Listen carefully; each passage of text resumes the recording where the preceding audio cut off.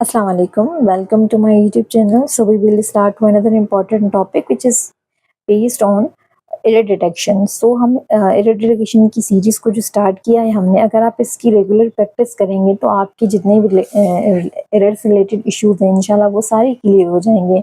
But the thing is that practice करना आपकी ज़िम्मेदारी है। अगर आप बुक रीड नहीं करना चाहते तो एटलीस्ट आप वीडियोस को देख लें, आप अपने पास एग्जांपल्स को नोट डाउन करें, तो आपके जो इससे रिलेटेड जो आपके पास एरर्स आएंगे तो आप उनको इजीली सॉल्व कर पाएंगे, क्योंकि ग्रामर में कहीं रूल है, कहीं पे रेटाफिकेशन है, तो ये सब चीज़ें मिक्स हैं।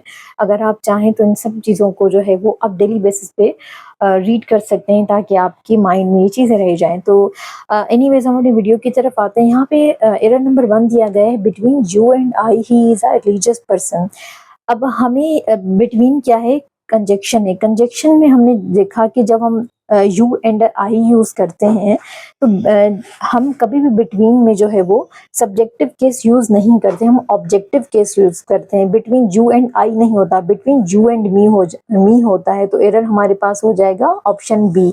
बिटवीन क्या है, कंजक्शन है, तो इसके साथ हम जब एक प्रोनाउन लगाते हैं, दूसरा हम क्या लगाते हैं, हम उसको ऑब्जेक्टिव फॉर्म में लिखते हैं। बिटवीन आपने देख लिया तो आपने उसको ऑब्जेक्टिव फॉर्म देनी है। Between you and me he is a religious person, ठीक है।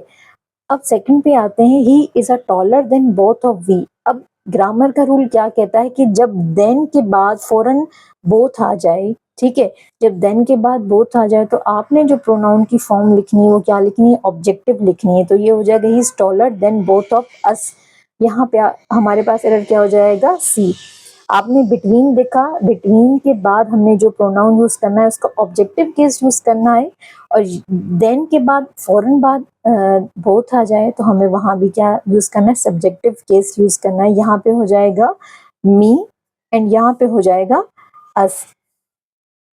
थर्ड पे आते हैं, I am taller than him.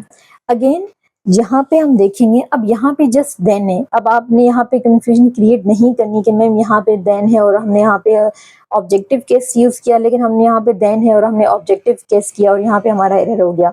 यहाँ देन के बाद बोथ वाला रूल है कि देन के बाद जब बोथ आएगा तो हम ऑब्जेक्टिव फॉर्म यूज करेंगे। यहाँ पे क्या है, I am taller than him, him नहीं होगा, यहाँ पे क्या हो जाएगा, ही। ऑप्शन नंबर सी हो जाएगा, यहाँ पे हो जाएगा ही।